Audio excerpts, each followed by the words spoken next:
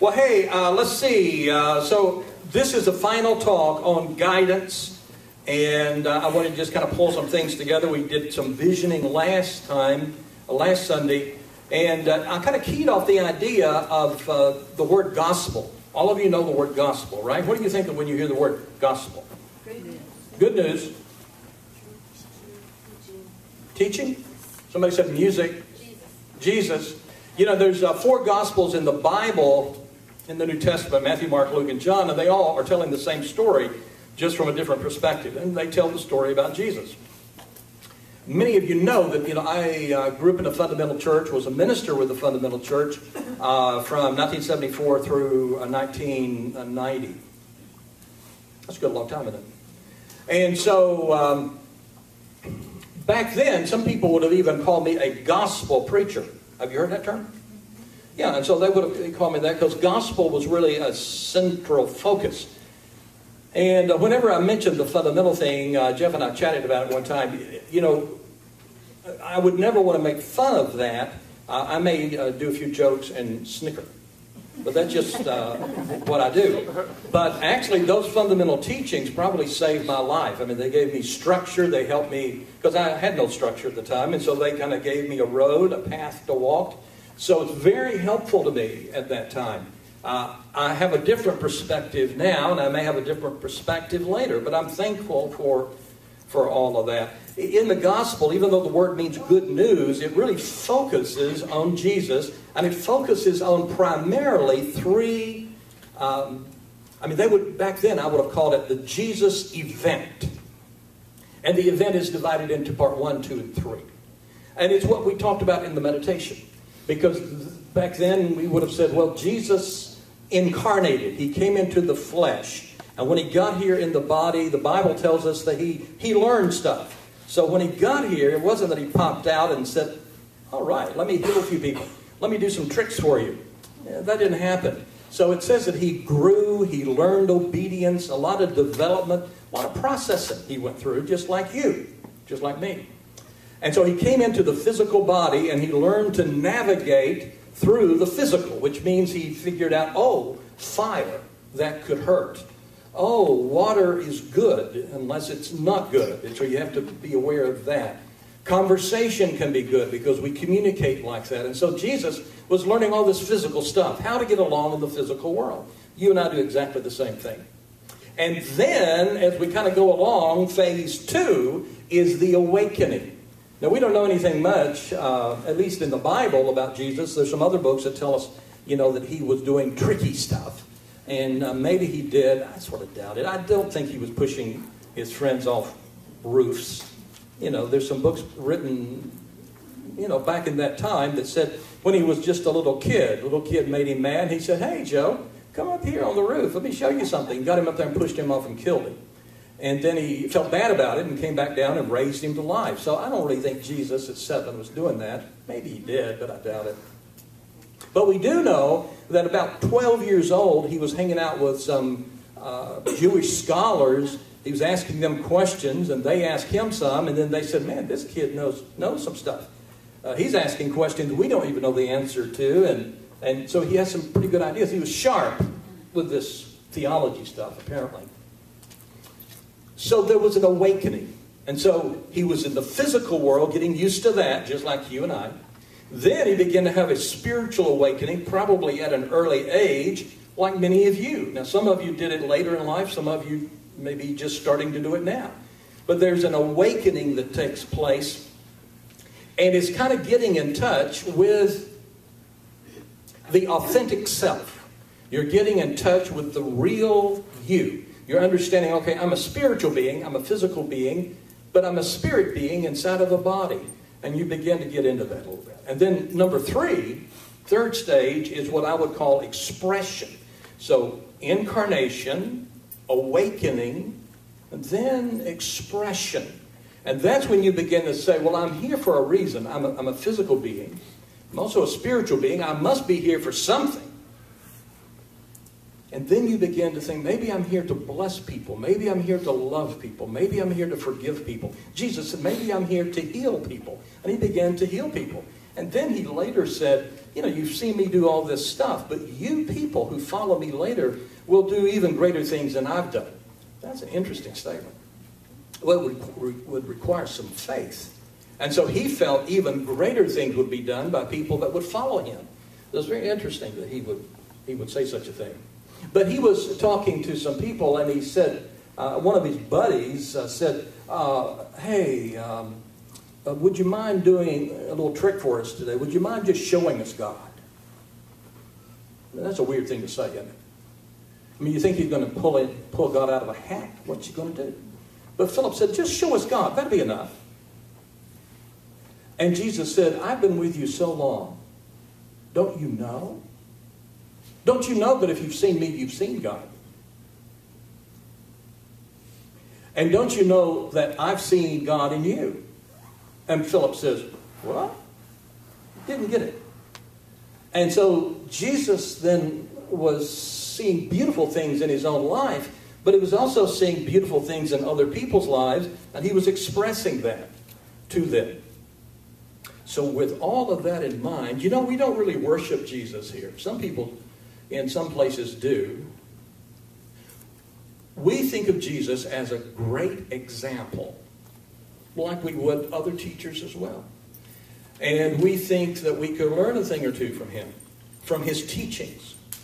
And the thing I want us to think about today are those three aspects. He came into the physical just like you. He had a spiritual awakening just like you. Maybe to a higher degree, maybe not. And then, thirdly, he began to bless other people. He began to live his life somewhat for other people. And so that's sort of what he was doing. Now, when you and I come into this awakening, one thing that happens is, the day before the awakening, we may be focused on how could we get some physical things. How could we create some stuff? We may be reading about the law of attraction. I want to create a few things. Nothing wrong with that. That's sort of in the physical area. But then when we begin to awaken, we may think, I thought I needed this and needed that to be happy. But now I'm thinking, I don't really need that. I don't need this or that. What I'd like to do is learn more about myself, learn more about the divinity within me. So there is a shift that takes place when you move from the physical into the spiritual awakening. Subtle shift, but as you get back and look at it, it can be pretty big. Because you begin to value things that you can't see or touch more than what you can see and touch. And so that is really a pretty big shift.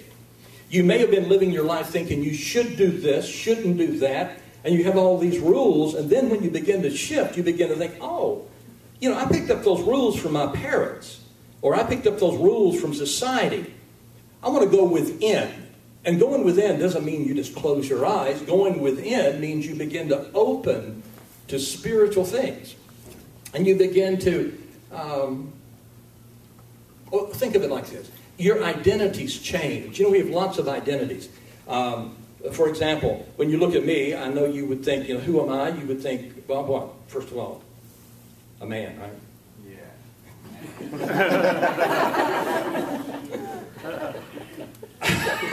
So you think of man, you think, he looks like a gospel preacher. Or, he's this or he's that. You might think, well, is he gay? Is he straight? Is he smart? Is he dumb? What? And you have all these, and these are labeled lesser identities. Am I a farmer? Am I a plumber? Lesser identities. Identities, but lesser identities. When we begin to get into the spiritual arena, we go to a greater identity. And we begin to think, so ultimately I am spirit within a physical body. And so those identities shift just a bit, because if we're only in the physical, we may be just thinking about just those physical aspects.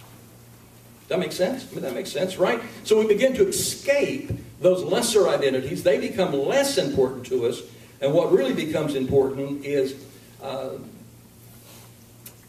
ultimate identity, the divine identity within us. But now, if you begin to do that, and I think everybody here has had some kind of spiritual awakening, or you wouldn't be here. I mean, some of you have had big things, some small things, but you probably wouldn't be here on Sunday morning unless you had some kind of awakening. If your awakening is big enough, your world begins to change. It rocks your world. Jesus said, surprised a lot of people when he said it, because they expected Jesus to be walking around with a sheep saying, "Bless you, my child," and "bless you," and "bless you." But instead, this carpenter guy, quite healthy, strong-looking guy, said, "Hey, you think I came to bring peace? I came to bring a sword, my friend. I'm going to separate fathers from mothers and mothers from fathers and children from parents and parents from children. I've come to divide everybody." What? That's what he said. Well, what does he mean by that? Well, he means that when you begin to awaken, when you begin to move into the light, relationships change. They just do. And it's like you wake up and you look at the person you're with and you say, "What in the world am I doing with you? I mean, you are a waste of my time. I'm getting out of here." And the other person says, "What?" And they don't understand that a shift has occurred. Communities like this one are responsible sometimes for bringing people together. Yeah, but communities like this sometimes are responsible for pulling people apart. And it's not really a community that does it, it's your own frequency that does it. Like I said last week, if you rise in frequency and the people you're hanging out with don't, well, then they're probably just going to go away. And that's going to upset you possibly. You're going to think, "What's wrong with me? I thought they were my friends. I thought they loved me." But see, you've got to make a decision. Am I awakening, or am I going to go back the other way and not awaken? And so that's just part of the process. If you get into the light, you may wonder, what are some of these? You may wonder, what am I doing here? What am I doing in this job? What am I doing in this city? What am I doing in this situation? What am I doing here?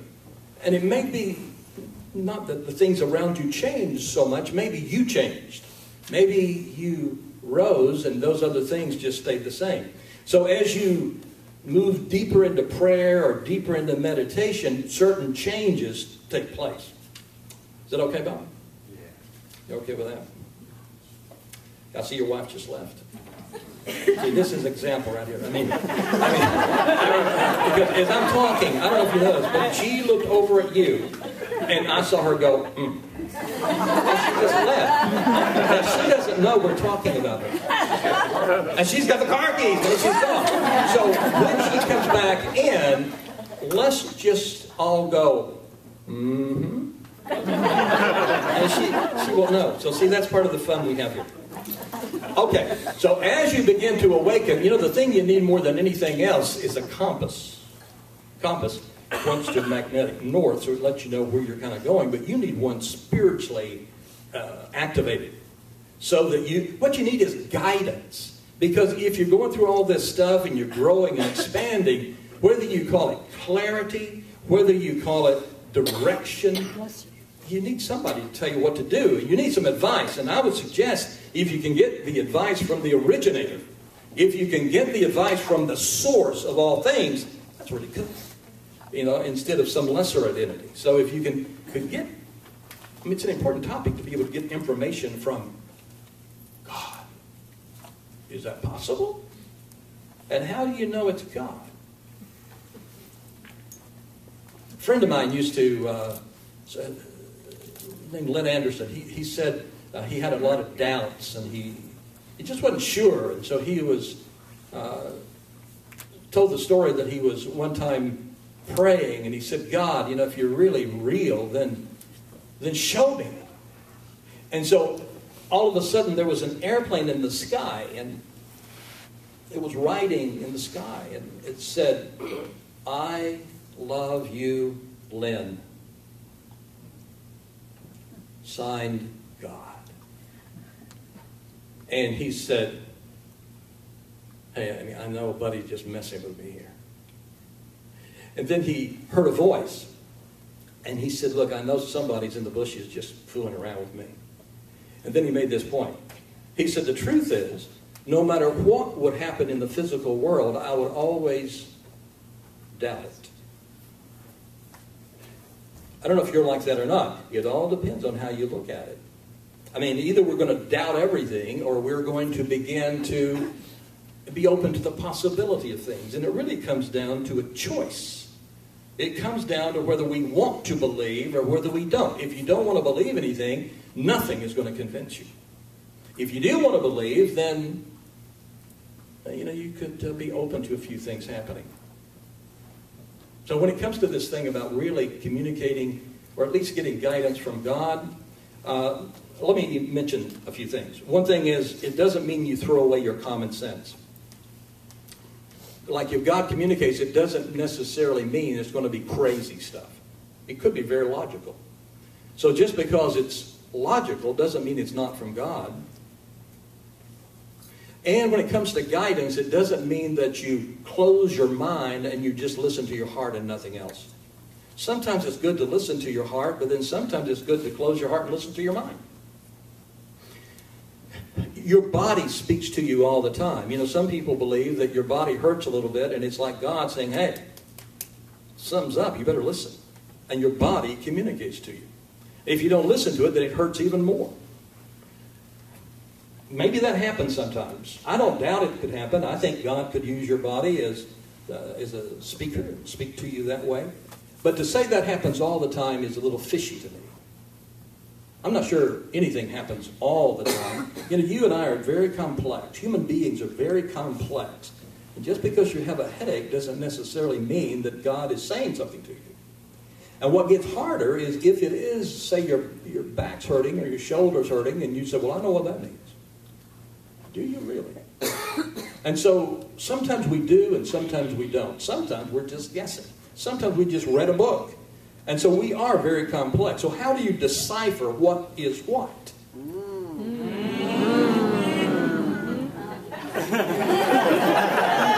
Decided to come back, did you?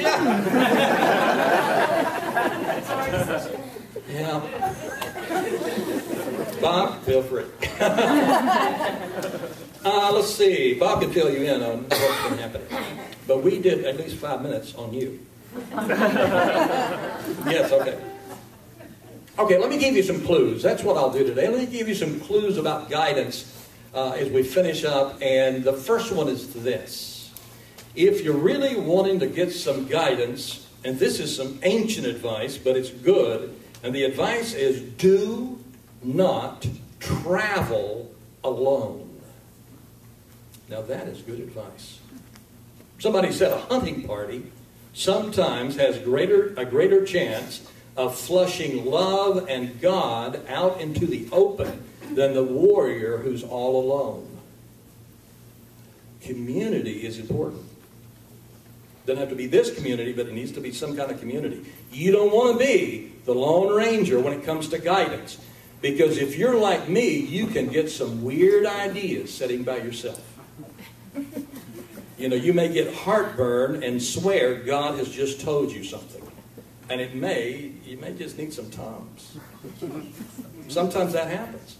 And so life is complex.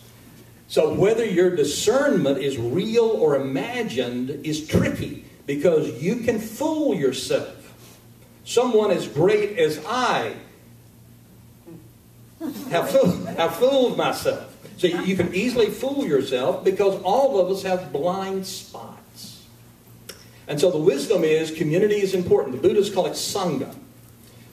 Shamans would say living without community is unthinkable. Rumi wrote a poem and he entitled it, Do Not Travel Alone. And so you must have community so when you get your ideas, you want to bounce them off of other people and just be part of that deal. Now, I don't know about you, but some people here have a tendency that when they're feeling down, they disappear. When they're feeling disconnected, they hide. In other words, for people to come here on a Sunday, they need to be feeling pretty good. Because if they're feeling really bad about themselves, they isolate. And isolation is not good for guidance. Because you can isolate and come up with some really weird ideas. And so the time you really want to be in a community, is when you're feeling really good and then when you're feeling horrible. Because that community can lift you. So community is important. That's what all the religions say. And I think it's true. So that's number one.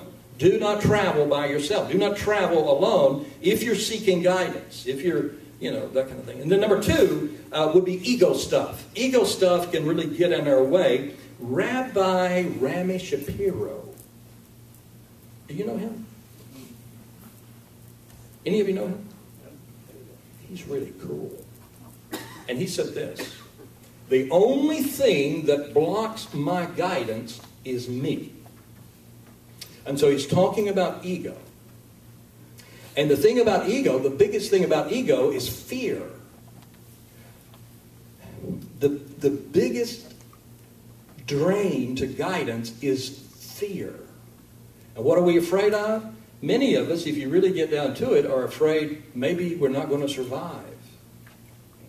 Maybe something horrible is going to happen. And so fear, low self-esteem, not feeling good about ourselves. Or maybe we're feeling so good about ourselves we feel like we don't need anybody else. Ego stuff. Ego stuff, what we'd want to remember about ego stuff is that ego blocks guidance. So guidance, if the guidance is telling you that you aren't as good as somebody else, that's a lie. There's nobody better than you. And if it's telling you that you're better than somebody else, that's a lie too, because you're not better than anybody else. All of us are divine. All of us are one. And so that's, you want to watch out. See, what did you worry about this week? Because worry can block guidance. What were you afraid of? It can block guidance. And then number three, and so number one, don't travel alone. Number two, ego blocks it. And number three, you want to engage every day, if you can, in some type of meditation. The Quakers are good at this meditation stuff, and they say if you sit expectantly, something is going to happen if you trust. A Buddhist guy that I like a lot said, if you stare at the wall long enough, something's going to happen. And that's sort of funny in a way, and he was sort of making a joke, but it's true. Silence, meditation. And that doesn't mean you just stare at your navel all the time and never do anything, because often out of the meditation, out of the stillness, inspired action will come, and you'll take action. But you don't want to just be running off and doing stuff without that solid foundation. And then number four, it is number four, right? Number four is synchronicity. People like us like that word. Carl Jung, counseling kind of guy, meeting with a lady. She was having a lot of difficulty. She was ready to do herself in. Nothing he could say would help. She came in to see him and said, I had a dream last night about a golden scarab. And that is like a roach. It's a beetle. Are roaches beetles? They look the same to me. But either way, Carl Jung, you have your meeting today? I did. That's nice.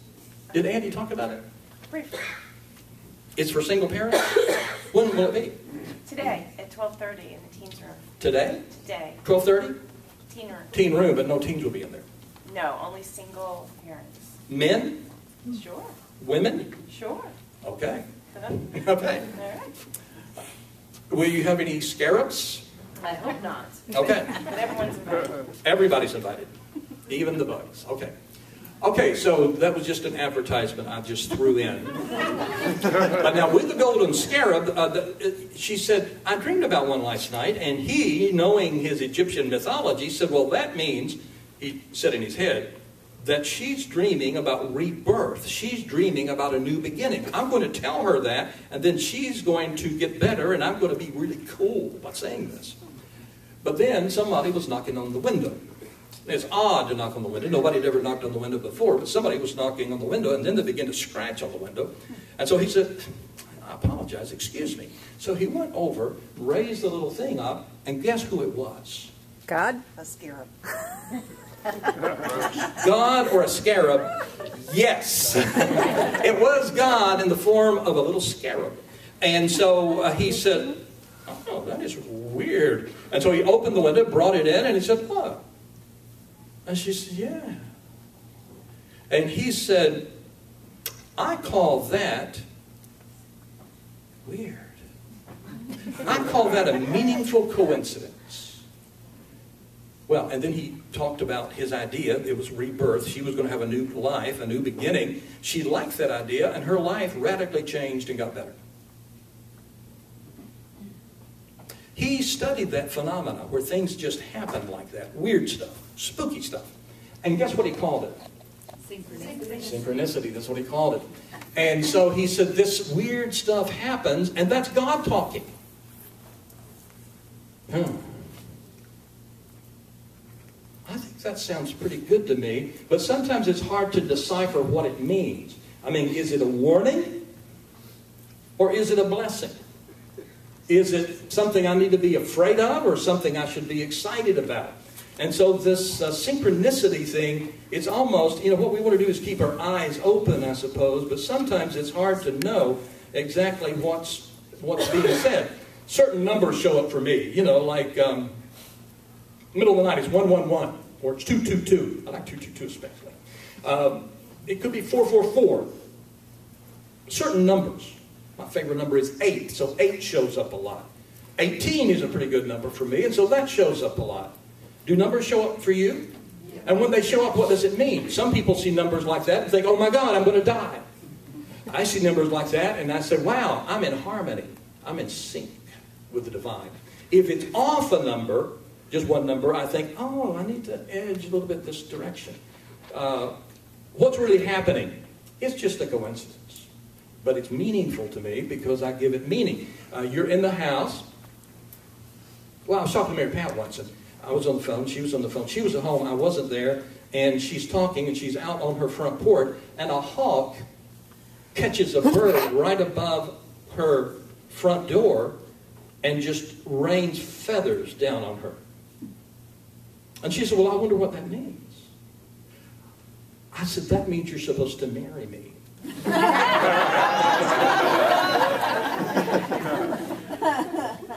So see, you can use it to your advantage. You can use things like that. But you find just the right book. You bounce into just the right person. One lady, she was with her grandmother. Her grandmother died. When she goes back home, the clock in her home stopped exactly when her grandmother died. You're at work, and the person on Monday really gives you a very bad job report. And you think, what does that mean? And then on Tuesday, you're offered a brand new job at another place, and you take it. So coincidence, all that can happen. And it all kind of makes sense because, the Indian story about Indra's net, that everybody's connected. If you have a baby, what's it called? A mobile? Above a baby's bed? Mobile? Mobile. Mobile. And so if you touch a piece of it, all of it moves. And that's what all the traditions tell us. They tell us that we're surrounded by God. God's not a man in the sky sitting in a chair. Spirit is in everything. We're surrounded. We're surrounded. And so everything is connected. All these religions say that in one way or the other. The Bhagavad Gita, which is a beautiful poem, speaks of the cosmic unity that exists.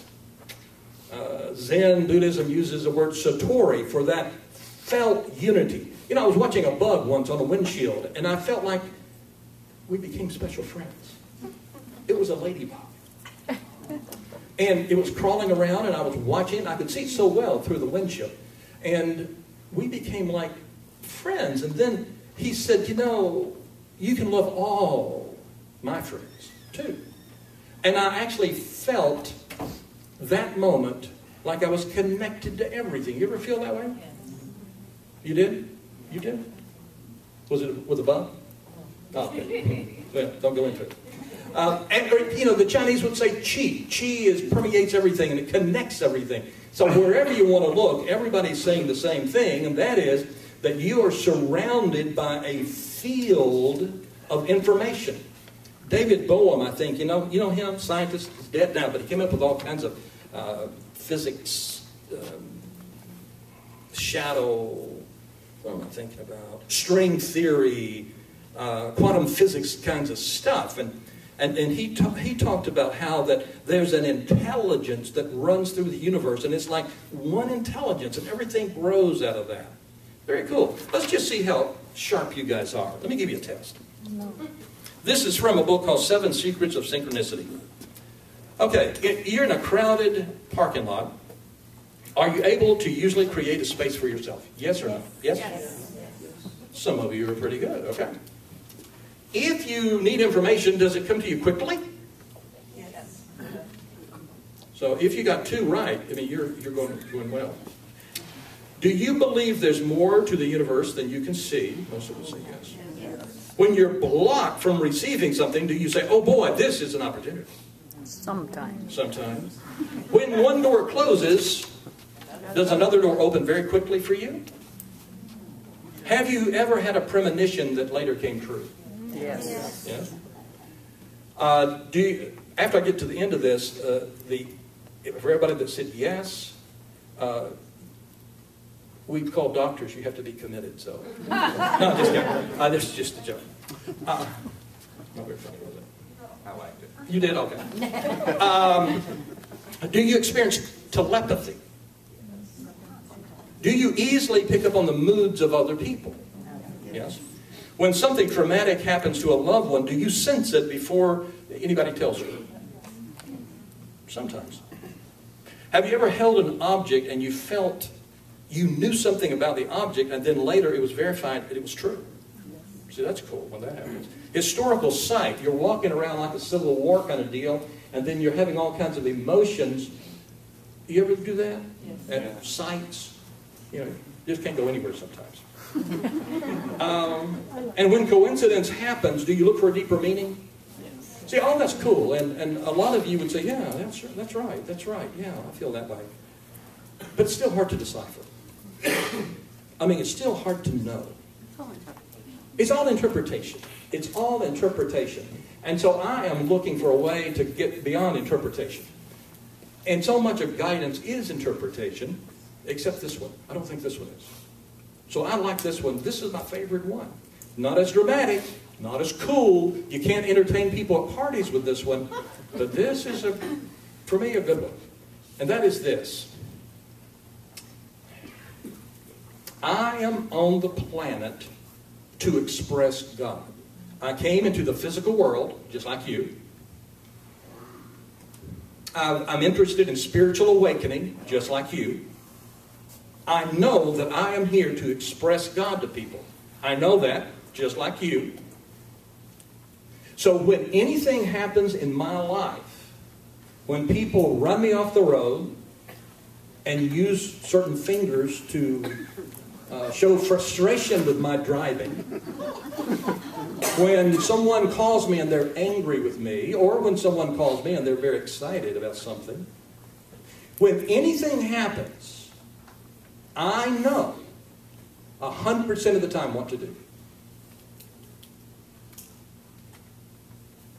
I am to do what God would do. Simple. And so everything in life, and we've said this years ago, everything in life is a calling, and the calling is simple. 3 words. Show me God. So when your spouse really upsets you, the real message there is show me God. It is. You don't have to wonder about it. It's always that. And in some cases, it means you're going to be patient. In some cases, it means you're going to forgive. In some cases, it means you're going to build a boundary and say, this isn't right to do this. In some cases, it means you love, you bring peace to the table. It means you walk into a room, everybody's angry, and you're the one that has seeds of peace, and you sow peace. And how sure am I that you should sow peace? 100%. I know you shouldn't walk in with a 747 and shoot. I know that's not it. You could ask, and a beetle may knock on your door. But that's not spirit. So what you're doing is demonstrating the attributes of God. that is always good because there's so much love in you, so much peace in you, so much power in you. If you walk into a room thinking you don't have any of that, you won't be able to do it. But if you walk into a room thinking you do and thinking this is guidance. Some of the other stuff I enjoy, but I'm not totally sure all the time. But this one I know. I am to love. I am to forgive. No doubt about it. Doesn't necessarily mean you want to hang out with somebody, but it means you forgive them. You let them go. And as you pursue this in a deeper way, you may just start crying sometimes. There may be tears. Or you may be walking down the road and start laughing. In other words, you may start singing the song by James Brown, I Feel Good. Because you'll begin to feel good. You'll begin to feel as if you're connected all the time. You'll begin to feel as if you're walking in this field all the time. Regardless of what happens. And the funny part is, if you really get into this, then that means if something happens and it looks like a disaster, and everybody around you says, oh my God, this is horrible. And you'll say, well, this is a calling for me to show God. It's a calling for me to love. Watch me love. And everybody will be astounded. They'll think you're crazy. I think Thoreau said that. People will think you're crazy. But that's because you're marching to the beat of a different drum. And the drum, you see, is this guidance thing. I was reading a book, read it, I think, the second time, by Andrew Cohen. Any of you got any books by him? He wrote, this is his latest book, I think, called Evolutionary Enlightenment. And he said this, and then I'm going to conclude, I think. But I thought it was good. He said, how do you feel about life? Now, we say something good is going to happen. So actually, you can see us leaning toward the good. And he says, but if you really look at your life, how do you really feel about life? He said, you can ask yourself one question, and you'll know. And the question is, what is the nature of life? When something came from nothing 14 billion years ago, was it a positive event, or was it a terrible mistake, or was it a meaningless accident? So in other words, make it simple. Is life a big yes, or a big no, or a big who cares, neutral? Now, even if you have not answered that question consciously, you already know the answer. It's inside of you. And it's been inside of you for years. So when you really get, you may say, here, you may say, something good is going to happen. And you'll say to people, well, everything's good. All things work together for my good. But when you get alone, is it really a big yes? Or is it a big no? Is it just a lot of pain? Life is a bowl of cherries. Life is hell. Life is good. He goes on and he says, if we say yes to life, then it becomes like the project of, it becomes the project, he called it Project Universe. And you know what that means? It means you, as a spiritual being, came into the physical, you had a spiritual awakening, and now you're here to express God. That's the project. And it's taken 14 billion years for you to get here. It's taken 14 billion years for you as a human, because you used to be a worm. You used to be a dolphin, and then you became a human. And now you're experiencing things, and it's taken that long for you to experience it. And what that does, according to him, as he talks about it, in consciousness. See, your consciousness is greater. You can actually think about what you're thinking about. Most everything else around you is just thinking. You can think about what you're thinking about. In fact, you can choose to think about something other than what's happening around you. I mean, that's an amazing thing. And so what that does for you and me is it places all of us on the cutting edge. And the cutting edge, those people that have loved you in generations past, who have transitioned, they're watching you. According to the Bible in Hebrews 12, It's like you're in the game now. It's an arena. And it says they're surrounding you. And they're watching you play the game. And there you are. And you say, I think I'm going to get me a house. And you get a house. You create it. And they just watch. Dead people are watching. Angelic beings are watching. And your children's children are watching. And they're watching you. And you know what they're watching you play? The game.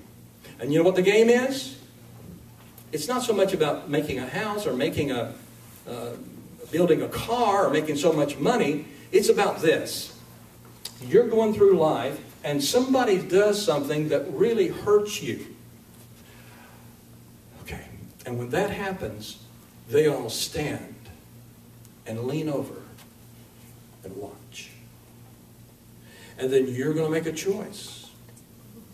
Forgive them. Kill them. Choice. And when you make that high choice,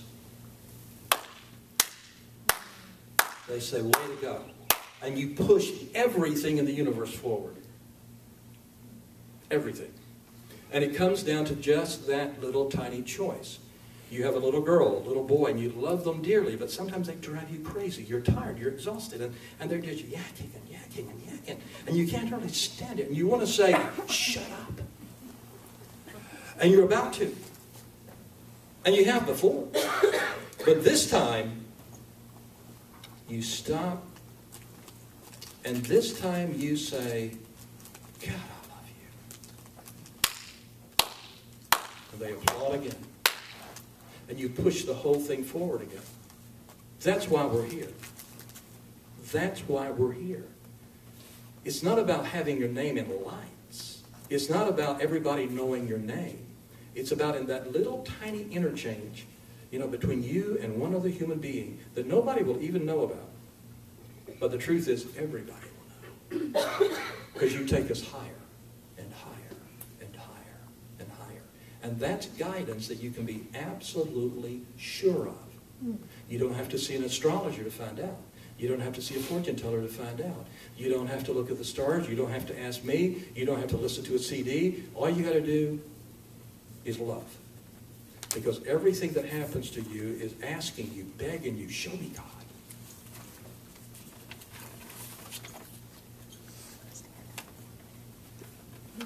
Thank you.